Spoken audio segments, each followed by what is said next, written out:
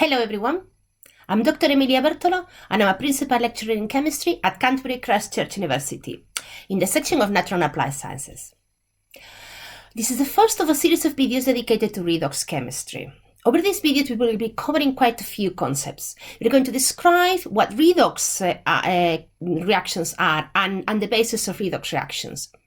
We're going to also learn how to identify when a chemical reaction is a redox reaction by learning about something called oxidation numbers. We're also going to use oxidation numbers to identify in a redox reaction what substance is going to be oxidized, what substance is going to be reduced, and also a couple of concepts, reducing agents and oxidizing agents. We're going to learn about something called standard electrode potentials, what they are, why do we care about standard electrode potentials, and how we can use those standard electrode potentials to predict whether a redox reaction is going to be spontaneous or not. And finally, we're going to learn how we can use standard electrode potentials to predict when you have two compounds, which one would be the strongest oxidizing agent, which one would be the strongest reducing agent. As usual, this topic is divided in several videos to make it easier, hopefully to make it easier to follow. If you have any questions and if you'd like to discuss this, anything covered in these videos, just drop me an email and we can organize a tutorial. Let's start defining what redox reactions are and what redox chemistry is. And this slide packs quite a lot of punch, so be patient with me and hopefully I will make it clearer. If not, just drop me an email and we can have a chat about it. Redox reactions are actually composed by two different reactions, different half reactions that do not stand, cannot exist on their own, they cannot happen on their own, they only can happen together. One is an oxidation reaction and the other one a reduction reaction. And together make what we call a redox reaction. When an atom, an ion or a molecule, which is involved in a chemical reaction, loses one or more electrons from the reagent side to the product side, we say that atom or that element has been oxidized.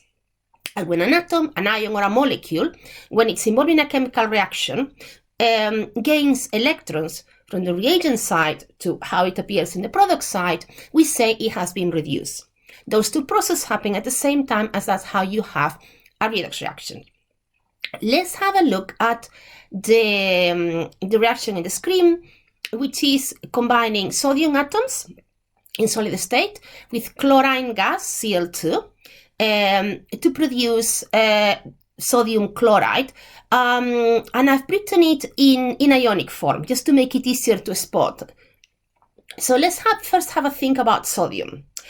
If you remember, or you can look at the periodic table, sodium is an element that has 11 protons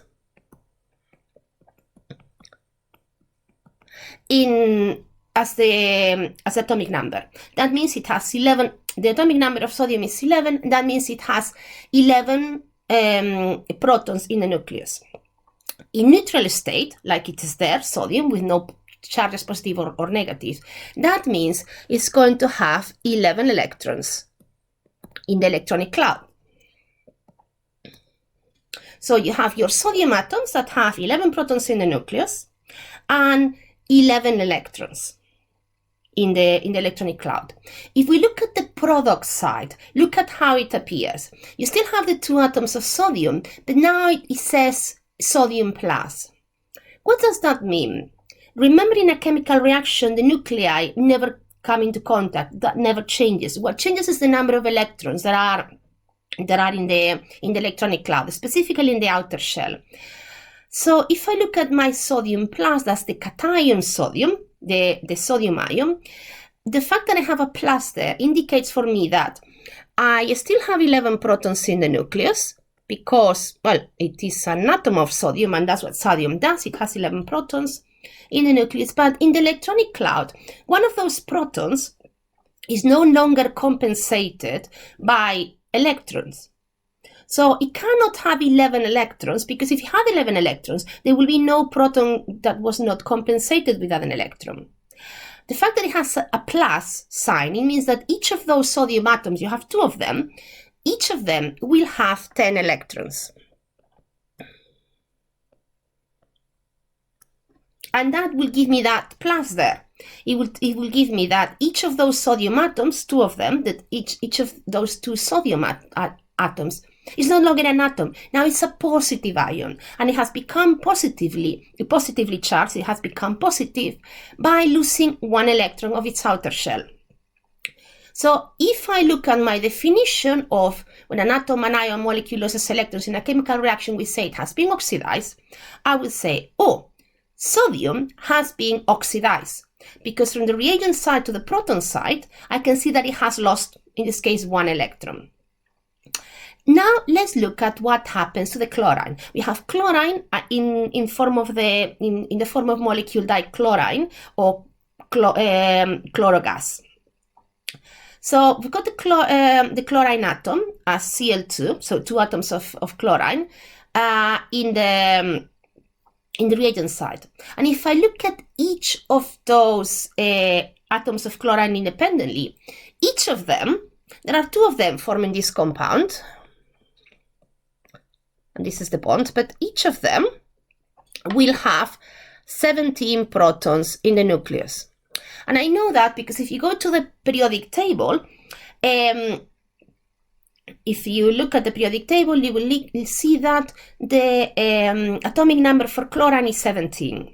And that means the number of protons in a nucleus of chlorine is 17. And you have 2 atoms of chlorine there that are attached together. So each of those chlorines has 17 protons in the nucleus. And now, if I look at the number of electrons, in a neutral state, each of these chlorines is going to have 17 electrons.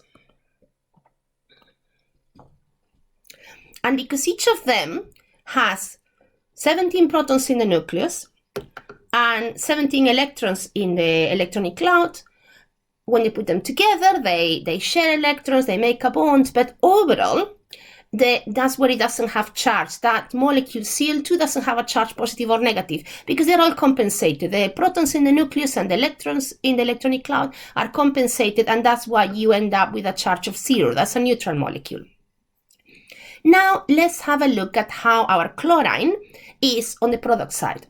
On the product side, it has become a chloride anion. You can see the negative charge here. So you have your 2 chlorine atoms have split from each other, and each of them has become negatively charged.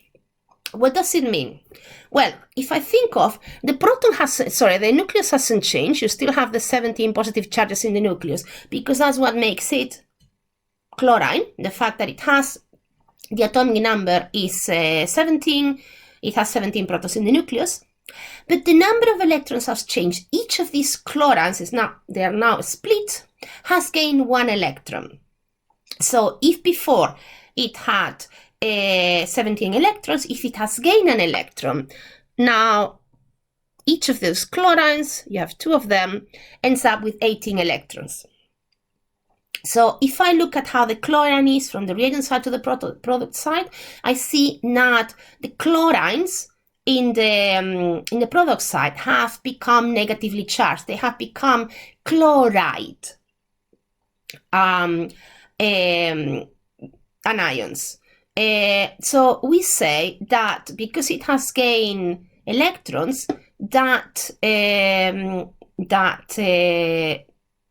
atom, chlorine, has been reduced. So when an ion or a molecule loses electrons in a chemical reaction, we say it has been oxidized. When an atom, an ion, a molecule, a chemical compound gains electrons in a chemical reaction, we say it has been reduced. And if you have done chemistry before in English language, you might be familiar with the acronym OIL-RIC. Oxidation is loss of electrons, reduction is gain of electrons. And as you can see, the nuclei don't change. Whatever number of protons those atoms have, they still have them. What it does change is the number of electrons. When you have a redox reaction, that is what happens. The the atoms on the reagent side and the atoms on the product side, one of them will have lost electrons, the other one will have gained electrons. And together, those two reactions produce what we call a redox reaction. So if I go back to the reaction, I can say, oh, well, I had, sorry, it should say neutral sodium. I've got neutral sodium in the reagent side that becomes sodium with a positive charge, 2 atoms sodium with a positive charge. And so sodium has oxidized. Sodium has lost, in this case, 1 electron. 2 atoms of sodium have lost 1 electron each. And chlorine, if I look at the reagent side to the product side, goes from chlorine gas with no charges to 2 atoms of chlorine that now each of them is negatively charged. So there are 2 chloride ions. So each atom of chlorine has gained 1 electron each. And what I'm showing you here is the compound sodium chloride, but instead of writing it as you would typically write it, which would be NaCl, I've written it on ionic form, just to make sure that you saw better which element was losing the electrons and which element was gaining the electrons. So when a reagent or a chemical loses electrons, another must gain them. That's why we talk about redox reaction, because you can split it conceptually.